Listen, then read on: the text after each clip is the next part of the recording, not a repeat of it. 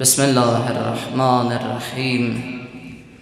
الحمد لله الأول بلا أول كان قبله والآخر بلا آخر يكون بعده، ثم الصلاة والسلام على صاحب دعوات النبوية وصولة الحيدرية والعصمة الفاطمية والحلم الحسنية وشجاعة الحسينية والعبادة السجادية والماثر الباقرية والآثار الجعفرية والعلوم الكاظمية والحجج الرزوية والجود التقوية والنقاوة النبوية والهيبة الأسكرية والغيبة الإلهية الداعي بالحق إلى صدق المطلق. أما بعد، فقد قال الله تبارك وتعالى في كتابه المجيد وفرقانه الحميد وقوله الحق وهو أصدق الصادقين. بسم الله الرحمن الرحيم. فاذكروني أذكركم. درود پڑھیے محمد و آل محمد.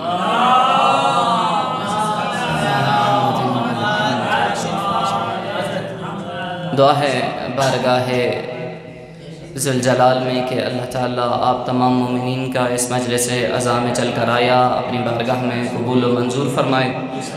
یہ مومنین بیمار ہیں، بحق بیمار کربلا، اللہ تعالیٰ ان تمام مرضى اسلام کو شفاء کامل و عاجل عطا فرمائے. بالخصوص سید ذل حسنین شاہ ابن سید سجاد حسین شاہ، اور اسی طرح بلندی درجات تمام مومنین کے لیے، بالخصوص سید طالب حسین شاہ اور سید سجاد حسین شاہ کے لیے.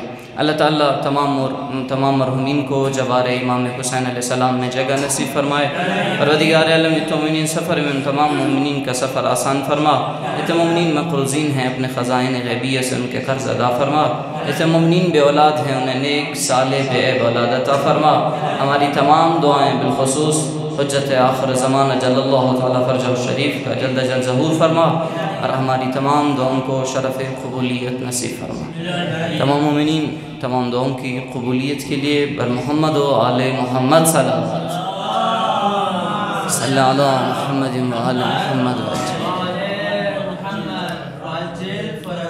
جب سے برنامے کا آغاز ہوا ہے اس وقت سے سب ٹھنڈے ٹھنڈے مرجھائے ہوئے تھکے ہوئے بیٹھے ہیں، تو محفل کو رونق کے لیے چند اشعار، ان کا جواب نعرہ تکبیر تھوڑا تھوڑا بولیں گے تاکہ کچھ. نعرہ تکبیر، نعرہ رسالت، نعرہ حیدری. اللہ تعالیٰ آپ سب کو سلامت رکھے. کچھ زیادہ دیر نہیں، برنامے کے آخری خطیب بہت خوبصورت انداز میں ہمیشہ سے پڑھتے ہیں، اور انشاءاللہ اس برنامے میں بھی پڑھیں گے. بس 10 سے 12 منٹ آپ مومنین کے محضر گران قدر میں سما خراشی کا باعث بنوں گا. کربلا تشیع کا وہ افتخار ہے کہ جو اس مکتب اور مذہب سے کوئی چھین نہیں سکتا. اگر میں یوں کہوں مکتب تشیع کی طاقت کا نام کربلا ہے تو کوئی برا نہیں، کوئی حرج نہیں اس میں. کربلا ہماری پہچان ہے، کربلا ہماری شان ہے، اور کربلا ہماری آن ہے. کربلا امام حسین علیہ السلام نے تنہا برپا نہ کی. اگر ہم کربلا کو امام حسین علیہ السلام تک منحصر کریں تو شاید آج کربلا زندہ نہ ہوتی. توجہ کر رہے ہیں انشاءاللہ. اگر ہم کربلا کو امام حسین علیہ السلام تک فقط منحصر رکھیں اور جناب زینب علیہ تک نہ آنے دیں تو شاید یہ کربلا کی درست تفسیر نہ ہوگی. جیسے ایران کے مشہور و معروف مصنف لکھاری اور ڈاکٹر علی شریعتی، انہوں نے کہا ہے کہ وہ لوگ جو کربلا میں شہید ہو گئے انہوں نے کار حسینی انجام دیا ہے، حسینی کام کو انجام دیا ہے، اور وہ لوگ جو بچ گئے ہیں انہوں نے زینبی کام کو انجام دیا. اور کہا اگر وہ لوگ جو شہید ہو گئے وہ زینبی کام کر گئے، وہ لوگ جو شہید ہو گئے وہ حسینی کام کر گئے، اور وہ لوگ جو بچ گئے اگر زینبی کام کو انجام نہ دیں تو وہ یزیدی ہیں. ڈاکٹر علی شریعتی کا کہنا ہے. جناب زینب علیہ بھی کربلا کے اس انقلاب کا ایک بہت بڑا حصہ ہے۔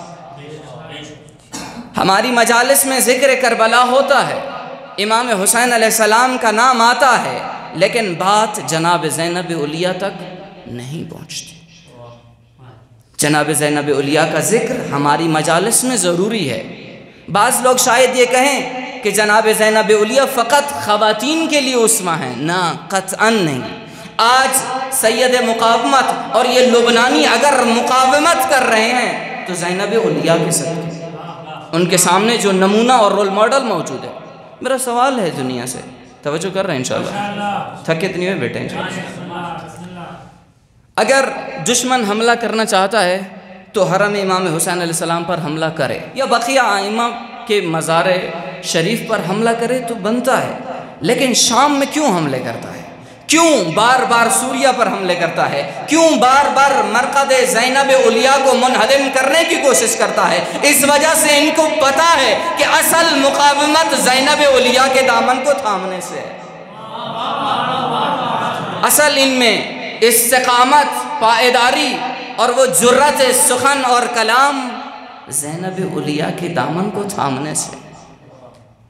واقعاً جناب زینب علیہ وہ ہستی ہیں کہ جو 5 ہستیوں کی شاگرد ہیں، 5 ہستیوں کی شاگرد ہیں۔ آج آپ دیکھیں قانون ہے ہمارے پاکستان میں، کوئی اپنا افتخار جتلانا چاہے تو کسی بڑے عالم دین کا نام لے کر کہتا ہے مجھے فخر ہے کہ میں اس عالم کے درس میں بیٹھا اور ان سے کسب فیض کیا۔ یا مشہور و معروف یہ آغا سید علی قاضی جو کہ عرفان میں مشہور و معروف ہیں، کہتے ہیں کہ لوگ افتخار کرتے تھے کہ اگر ہم 2 سال آغا سید علی قاضی کے درس میں بیٹھیں اور ان سے کسب فیض کریں، اگر کوئی درس آغا سید علی قاضی میں بیٹھ کر علامہ طباطبائی بنتا ہے اور اگر امام خمینی کے درس میں بیٹھ کر کوئی سید علی خامنائی بنتا ہے، تو اگر کوئی ان 5 تن کی شاگردی میں رہے تو وہ زینب علیہ بنتا ہے۔ حقیان جناب زینب علیہ جیسے کہ ایک مشہور اور معروف شاعر ہیں کہ کربلا می مرد اگر زینب نہ بود، کربلا ختم ہو جاتی، کربلا آگے چلتی ہی نہ اگر جناب زینب علیہ اس کربلا کے پیغام کو دنیا تک نہ پہنچاتی۔ لہذا زینب علیہ کا بہت بڑا مقام ہے۔ سب سے پہلے استاد اس بی بی مکرم و معظم کے رسول خدا صلی اللہ علیہ وآلہ وسلم، اللہم صلی اللہ علیہ وسلم۔ اس بی بی کا ذکر ہمارے لیے ضروری ہے۔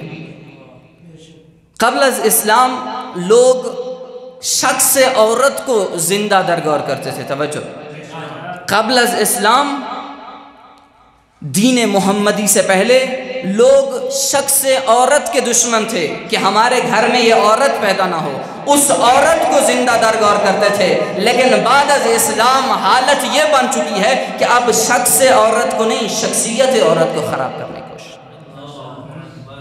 شخص عورت کو کوئی کچھ نہیں کہتا، بلکہ شخص عورت کو استعمال کرتے ہیں غلط چیزوں کے ایڈ بنانے کے لیے اور بقیہ چیزوں کے لیے، لیکن شخصیت عورت کو خراب کرنے کی کوشش کی جا رہی۔ اس اثناء میں کون ہو کہ کوئی آ کر بتائے زینب علیہ کا کیا کردار تھا۔ لہٰذا پہلے استاد رسول خدا صلی اللہ علیہ وآلہ وسلم، حضرت رسول خدا سے جو اس بی بی نے سیکھا وہ عقل، معرفت اور شعور تھا، جس کی وجہ سے کہ جو رسول خدا صلی اللہ علیہ وآلہ وسلم سے سیکھا اور اسی وجہ سے یہ بی بی عقیلہ بنی ہاشم قرار پائی۔ آپ سب کہتے ہیں نا عقیلہ بنی ہاشم۔ تو اس بی بی نے رسول خدا سے عقل، معرفت اور دانائی حاصل کی، اور اس چیز کی گواہی خود امام سجاد علیہ السلام نے دی ہے، انت عالمۃ غیر معلمہ، اے پھپھی جان آپ تو عالمہ ہیں غیر معلمہ۔ تو یہ ان کا علمی مقام یہ ان کی معرفت، یہ ان کا عقل، درایت واقعاً بے مثال ہے، جو کہ انہوں نے رسول خدا صلی اللہ علیہ وآلہ وسلم سے لیا۔ دوسرا، اس بی بی نے اپنے بابا علی ابن ابی طالب سے جو چیز ارث میں لی یا ان سے سیکھی، وہ شجاعت علی ابن ابی طالب ہے۔ یہ بی بی اتنی شجاع ہے، اتنی بہادر ہے، اتنی نڈر ہے کہ بازار کوفہ و شام میں بابانگ طحل جب خطبہ کرتی ہے تو کوفہ والوں کو علی یاد دلا لیتی۔ عموماً یہ جو عورت کا لہجہ ہوتا ہے، اللہ کی طرف سے ہی اگر کوئی پس پش بھی بیٹھی ہوں، وہ جب بولتی ہیں تو پتہ چل جاتا ہے کہ عورت ذات بول رہی ہے۔ لیکن یہ زینب اولیاء جب انہوں نے خطاب کیا، جب انہوں نے کہا الا یا اہل الکوفہ یا اہل المکر والغدر، اے مکارو، اے فریب کارو، جب یہ بی بی کا خطبہ اتنی شجاع، اتنی نڈر کہ کوئی مثال ہی نہیں ملتی، ایک عورت ذات ہو کر اتنا بہادر، اتنی شجاعت کہاں سے آئی؟ یہ شجاعت علی ابن ابی طالب سے لی۔ یہ بہادری اس بی بی نے اپنے بابا علی سے لی۔ آپ کو یاد ہے ابن زیاد نے جب کہا الحمدللہ الذی قتلکم واکذب احادیثکم، کہ حمد ہے اس پروردگار کی کہ جس خدا نے تم لوگوں کے دعووں کو جھوٹا قرار دیا اور تمہارے مردوں کو قتل کروایا۔ جب اس نے یہ کہا تو فقالت زینب الحمدللہ الذی اکرمنا بمحمد وطہرنا تطہیرا، اللہم صلی علی محمد آلہ۔ یہ یہاں سے یہ کہہ رہا تھا کہ حمد ہے اس خدا کی کہ جس نے آپ کو ذلیل کیا، رسوا کیا، آپ کے جوانوں کو قتل کروایا اور آپ کے دعووں کو جھوٹا قرار دیا۔ یہاں سے یہ بی بی خطاب کر کے کہتی ہے الحمدللہ الذی اکرمنا بنبیہ بمحمد وطہرنا تطہیرا، حمد ہے اس خدا کی کہ جس نے محمد مصطفیٰ کے صدقے ہمیں عزت، اکرام اور تکریم عطا کی اور ہمیں پلیدگی اور رجس سے دور رکھا ہے۔ یہ شجاعت، آخر ایک عورت ذات ہو کر اس وقت کی طاقت کے خلاف بولنا، یہ کہاں سے آئی؟ یہ وہ طاقت، یہ وہ نطفہ جو علی ابن ابی طالب علیہ السلام کے یعنی بطن سے تھا، یا اس ذات سے یہ سلسلہ جو ملتا تھا، یہ علی ابن ابی طالب کی شجاعت بول رہی تھی۔ تیسرا، جناب فاطمہ الزہرا، اس بی بی نے جناب فاطمہ الزہرا سلام اللہ علیہ سے عفت و حیا کو لیا۔ بات سمجھ تو آ رہی ہے انشاءاللہ؟ عفت اور حیا، پاک دامنی کو لیا۔ ابو یحییٰ مازنی کہتا ہے کہ میں 7 سال علی ابن ابی طالب کا ہمسایہ رہا۔ کتنا؟ 7 سال علی ابن ابی طالب کا ہمسایہ رہا، لیکن ان 7 سالوں میں صورت جناب زینب کبریٰ تو دور کی بات، میں نے آواز جناب زینب کبریٰ تک بھی نہیں سنی۔ یہ اس وجہ سے اس ہستی کو آج دنیا کے سامنے معرفی کرانے کی ضرورت ہے کہ پتہ چلے کہ ایک خاتون کی حد و مرز کیا ہے، اس کی حدود کیا ہیں۔ آج ہماری خواتین، ہمارا معاشرہ دوسرے خواتین سے یعنی دوسرے مردوں سے ہاتھ ملا رہی ہوتی، دوسروں کے ساتھ مل جل جاتی۔ وہ حد اور وہ حدود جو اللہ نے مقرر کی ہیں وہ پامال ہو رہی ہیں، کوئی ان حدود کا خیال نہیں رکھ رہا۔ اس وجہ سے اس بی بی کو دنیا کے سامنے معرفی کی ضرورت ہے تاکہ پتہ چلے کہ زینب کبریٰ کس عفت و حیا کی مالکہ ہے۔ تیسری چیز، چوتھی چیز جو اس بی بی نے اپنے بھائی امام حسن مجتبیٰ علیہ السلام سے لی، وہ صبر تھا۔ جیسے کہ امام زمان جل اللہ تعالی فرجہ الشریف اپنی زیارت نامے میں فرماتے ہیں کہ قد عجبت من صبرک ملائکہ السماوات والارض، اے حسین آپ اتنا صابر تھے کہ آپ کے صبر پر ملائکہ پریشان تھے کہ اتنا صبر۔ تو آیت اللہ دستغیر فرماتے ہیں کہ یہی چیز، یہی جملہ جناب زینب اولیاء کے متعلق ہے کہ اس بی بی نے بھی اتنا صبر کیا، اپنے بچوں کو شہید کرا دیا، اپنے بھائی کا سر تن سے جدا ہوتے دیکھ لیا، لیکن پھر بھی جب بھی کسی نے سوال کیا کہ اللہ نے تمہارے ساتھ کیا کیا ہے، تو اس وقت یہ بی بی کہتی ہے ما رأیت الا جمیلا، ہم نے کربلا میں حسن و زیبائی خدا کے سوا کچھ نہیں دیکھا۔ یہ عظمت، یہ مقام، یہ بزرگواری، یہ فقط اس بی بی نے اپنے اساتید سے لی، اپنے اجداد سے لی، اپنے آبا سے لی، اور جس کو ثابت کیا اس بی بی نے۔ صلوات پڑھیے محمد و آل محمد۔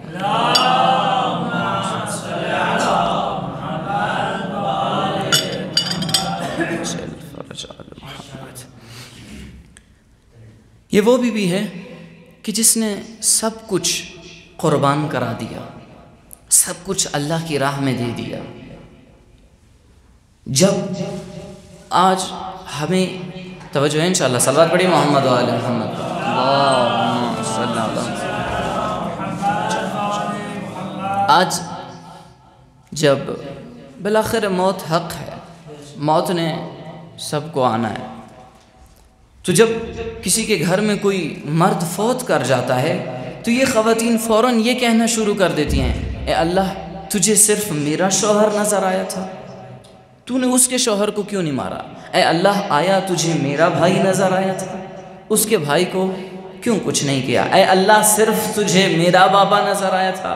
لیکن زینب علیہ وہ بھی ہے جس نے 5 سال کی عمر میں اپنی ماں کو در و دیوار کے درمیان پستے دیکھا لیکن کچھ نہیں کہا۔ یہ وہ بھی ہے جس نے اپنے سر شگافتہ باپ کو دیکھا، کچھ نہ کہا۔ یہ وہ بھی ہے جس نے اپنے بھائی کو 2 بار شہید ہوتے، ایک دفعہ زہر سے امام حسن مجتبیٰ کو شہید کیا اور دوسری دفعہ جنازے پر، میت پر تیر چلائے۔ اس بی بی نے فقط ایک جملے کے سوا کچھ نہیں کیا، اللہم تقبل منا ھذا القربان، اے اللہ میری یہ قربانی اپنی بارگاہ میں قبول و منظور فرما، اجرکم علی اللہ عزادارو۔ یہ وہ بھی ہے اپنے بیٹوں کو قربان کر کے کہہ رہی ہے اللہم تقبل منا ھذا القربان۔ اے عزادارو یہ وہ غیور اور باحیا بی بی ہے۔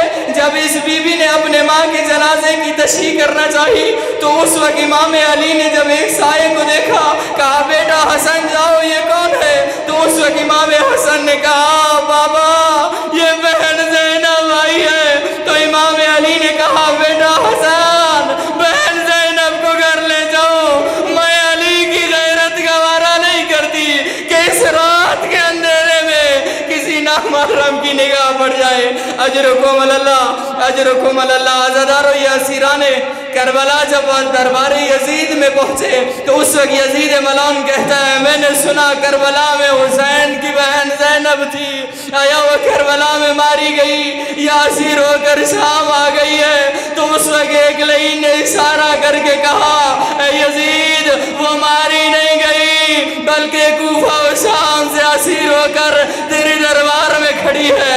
اجرکم اللہ۔ عزادارو وہ لعین کہتا ہے اے یزید تیرے اس دربار میں ایک بڑھیا کے کاندھے پر جو اپنے آپ کو باپردہ اپنے ہاتھوں سے کیے ہوئے ہے یہ حسین کی بہن زینب ہے۔